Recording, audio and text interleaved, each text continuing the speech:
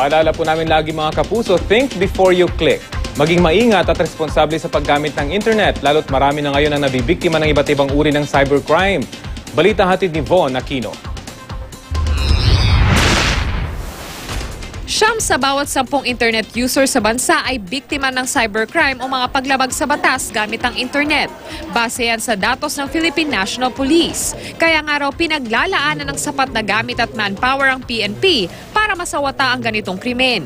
Pinakamaraming nabibiktima ay sa pamamagitan ng mga social networking sites kung saan karaniwang biktima ang mga kabataan. Kaya dapat daw maging responsable ang lahat sa paggamit ng internet. We now hope to better understand the virtual world and be able to clearly set the direction we are talking in our campaign against cybercrime.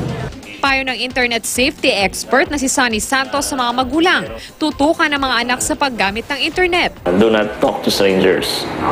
So yun yung basic, di ba? So para advice sa mga kabataan is be careful on who they chat with. Bukod dito, maaari rin daw makontrol ng mga magulang ang mga websites na maaaring mabuksan ng kanilang mga anak. Configure mo si router at si device, papalitan mo yung DNS setting. Ako binablock ko nude sites, gambling, hate speech, or yung mga involved sa piracy.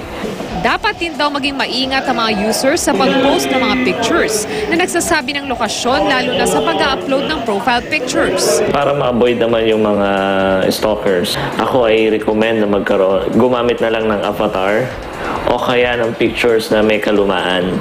Bagamat binanggit ni Santos ang kahalagahan na makasabay sa mundo ng teknolohiya, binigyan din ito na dapat maging responsable sa paggamit nito. Sabi nga, think before you click.